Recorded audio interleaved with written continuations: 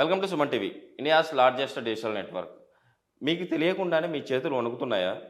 మీకు తెలియకుండానే మీ head కదులుతుందా? So, మీకు ఈ ప్రాబ్లమ్ ఉందంటే పార్కిన్సన్ వ్యాధి ఉన్నట్టే అండి. సో, ఈ ట్రీ అంటే ఈ పార్కిన్సన్ వ్యాధికి కంపల్సరీ ఆయుర్వేదంలో బెస్ట్ ట్రీట్మెంట్ ఉంది. హ్మ్. ఈ ట్రీట్మెంట్ మీరు తీసుకుంటే ఈ ప్రాబ్లమ్ నుంచి బయటపడొచ్చు అంటున్నారు. శ్రీ చరక కేరళ ఆయుర్వేద వైద్యశాల ఎండి డాక్టర్ కృష్ణప్రసాద్ గారు. సో, సార్ ద్వారానే అసలుకు దీనికి ఎలాంటి ట్రీట్మెంట్లు అందుబాటులో ఉన్నాయి? అసలుకి ఎందుకు వస్తుంది ఈ ప్రాబ్లము? ఈ విషయాలన్నీ సార్ ద్వారా తెలుసుకుందామండి. నమస్తే సార్. నమస్కారం అండి. చాలా మందికి తెలీదు సార్. అసలుకు వాళ్ళంతకు వాళ్ళ చేతులు ఎందుకు వణుకుతాన్నాయి? తలకాయ ఎందుకు వణుకుతాంది? అసలుకి ఈ ప్రాబ్లమ్ అంటే ఇది ఒక పార్కిన్సన్ వ్యాధి అని కూడా వాళ్ళకి తెలీదు. సో, ఈ ప్రాబ్లమ్ రావడానికి గల కారణాలేంటి? ఈ ప్రాబ్లమ్ నుంచి బయటపడడానికి ఆయుర్వేదంలో ఎలాంటి ట్రీట్మెంట్లున్నాయి? యాక్చువల్‌గా పార్కిన్సన్స్ అనేది చాలా సంవత్సరాల క్రితం వరకు ఎక్కువ మంది తెలిసేది కాదండి. ఇవాళ రోజుల్లో పార్కిన్సన్ డిసీజ్ అనేది చాలా ఫ్రీక్వెంట్‌గా మనం చూస్తూ ఉన్నాం. తెలియకుండానే చేతులు, కాళ్ళు ఊగిపోవటం, మాట స్లోగా అయిపోవటం, అడుగులు పడకపోవటం, అంటే నుంచున్న చోట ఒక స్టాచ్యూలాగా అయిపోతారు కొంతమంది పేషెంట్. అంటే బాడీ మొత్తం స్టిఫ్ అయిపోవటం, పట్టేస్తుంది, మొత్తం టైట్ అయిపోతుంది. ఇంకా ముదిరిపోతే మతిమరుపు, అంటే జ్ఞాపకశక్తి తగ్గిపోవటం, ఓకే. ఈ సంతకాలు కూడా పెట్టలేకపోవటం, అంటే చేతులు షేక్ అయినప్పుడు ఆటోమేటిక్ సిగ్నేచర్ సరిగ్గా సంతకం పెట్టడం సరిగ్గా కుదరదు. Okay sir.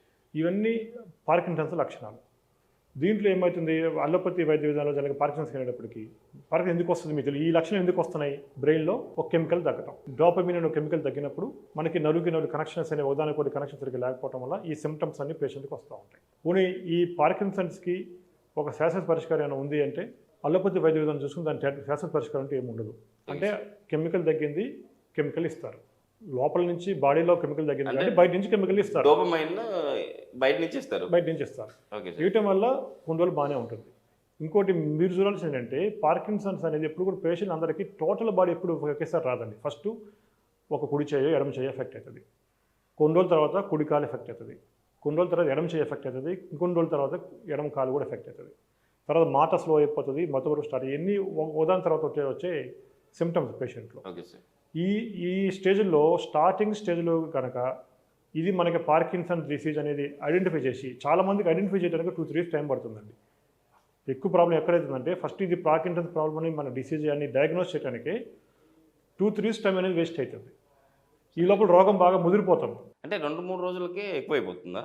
అంటే ఒక 6 months 7 months డేస్లో కాదు, కానీ 2-3 సంవత్సరాలు పడుతుంది పేషెంట్కి అది పార్కిన్సన్ డిసీజ్ ఐడెంటిఫై చేయడానికి. అంటే తనకి ఈ ప్రాబ్లం ఉంది అని చెప్పేసి ఇలా ఐడెంటిఫై అసలు ఎలా గుర్తించాలి సార్ అసలు? అదే చెప్తున్నాను. ఇప్పుడు ఫర్ ఎగ్జాంపుల్ ఫ్యామిలీ హిస్టరీ ఉంది అంటే తల్లిదండ్రులకి తాతలకు ఉంది, అది వచ్చిందంటే వాళ్ళు తొందరగా ఐడెంటిఫై చేయగలరు. ఎందుకంటే మా తాతకి ఇట్లా ఉంది, మా ఫాదర్ ఇట్లా ఉంది కాబట్టి నాకు కూడా ఇది వచ్చిందని పేషెంట్ మైండ్లోకి వస్తుంది. మైండ్లో రాగానే అదే ఏంటి వచ్చిందని చెప్పి డాక్టర్కి వెళ్ళి కన్సల్టేషన్ తీసుకొని అదే కన్ఫర్మ్ చేసుకున్న తర్వాత మందులు వాడటం ఒక పద్ధతి. Okay sir. ఫ్యామిలీ హిస్టరీ లేదు, వాళ్ళకి ఈ సిమ్టమ్సే ఉంటాయి అని ముందాక మీరు చెప్పిన చేతులు వీకేయడం, అది వెన్నుముక్కల ప్రాబ్లంలో అట్లా ఉండొచ్చు.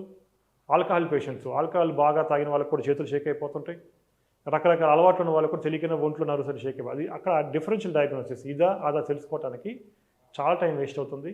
ఆ వేస్ట్ అయిన క్రమంలో రోగం ముదిరిపోతుంది.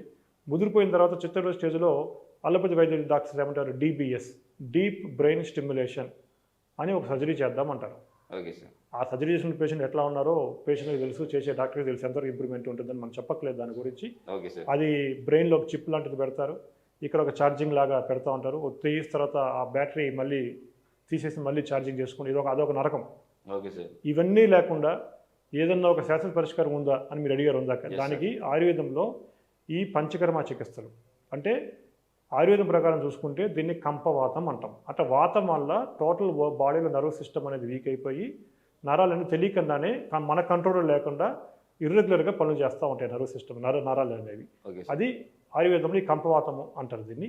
అంటే వాతం వల్ల కంపించటం, అసలు వాతాన్ని తగ్గించాను అంటే బాగా ఎక్కువైపోయి వాతము నరాలు అనేది కంపిస్తూ ఉన్నాయి కాబట్టి బాగా ఎక్కువైన వాతాన్ని దాన్ని నార్మల్ స్టేజ్కి తీసుకురాగలిగితే ఈ కంపించడం ఆగిపోతుంది, నరాలన్నీ కూడా దానిపైన చేసుకుంటూ ఉంటాయి. Okay sir. అది చేయాలి అంటే ఆయుర్వేదంలో స్టార్టింగ్ స్టేజ్లో ఉన్న పేషెంట్కి ఏం చేస్తామంటే వాతహర ఔషధాలు, అంటే వాతాన్ని నార్మల్ స్టేజ్ తీసుకొచ్చే ఔషధాలు అనేది ఇస్తాం. స్టార్టింగ్ స్టేజ్లో బాగా సివియర్ అయిపోయి బెడ్ రిడన్ అయిపోయి లేవలేని పేషెంట్లు, 2 కాళ్ళు 2 చేతులు బాగా షేక్ అయిపోయి అడుగు పడక ఏదైనా బాడీ స్టిఫ్ అయిపోయి మాట కూడా సరిగ్గా రాక ముద్దుకు వస్తున్న పేషెంట్లకి ఆ స్టేజ్లో కనుక ఉంటే కనుక ఆయుర్వేదంలో ఈ పంచకర్మ చికిత్సలు తీసుకోండి. ఈ పంచకర్మ చికిత్సల వల్ల ఈ పెరిగిన వాతం ఏదైతే ఉందో దాన్ని సహజ మార్గాల ద్వారా బయటికి తీసేసి నర్వస్ సిస్టమ్ కూడా మళ్ళీ స్ట్రెంగ్తన్ చేస్తాం. ఓకే ఈ సార్. వాతాన్ని రూట్ కాజ్ ట్రీట్మెంట్ అయిపోయిన తర్వాత మళ్ళీ రిపీట్ అవ్వకుండా నర్వస్ సిస్టమ్ మొత్తం స్ట్రెంగ్తన్ చేయగలిగితే పార్కిన్సన్స్ డిసీజ్ అనేది ఒక వ్యాధే కాదు, అదొక శాశ్వత పరిష్కారం అనేది గ్యారంటీగా చేయొచ్చు. దాంతోపాటు పేషెంట్ కూడా కొంచెం అవేర్నెస్ తెచ్చుకొని ఏది తినాలి, ఏది తినకూడదు, ఫుడ్ హ్యాబిట్స్ ఎలా మెయింటైన్ చేయాలి, లైఫ్ స్టైల్ ఎలా మెయింటైన్ చేయాలి, స్ట్రెస్ లేక ఎలా చూసుకోవాలి, ఈ చిన్న చిన్న టెక్స్ ఫాలో చేయగలిగితే పార్కిన్సన్స్ డిసీజ్ నుంచి శాశ్వతంగా బయటపడవచ్చు. ఓకే సార్, నిజంగా సూపర్ సార్. అసలు పార్కిన్సన్ వ్యాధికి ట్రీట్మెంట్ లేదు అని చెప్పేసి భయపడే వాళ్ళకి ఆయుర్వేదంలో మేము ఉన్నాము అని చెప్పేసి చాలా చక్కగా వివరించారు. కంపల్సరీ మన ప్రేక్షకులు కూడా దీన్ని గమనిస్తున్నారు, ఇల్లు ఈ ప్రాబ్లం నుంచి బయటపడతారని చెప్పి ఆశిద్దాం సార్. సరే, ఇంత మంచి ఇన్ఫర్మేషన్ ఇచ్చినందుకు సుమన్ టీవీ తరపు నుంచి, మా ప్రేక్షకుల తరపు నుంచి thank you sir. Thank you అండి.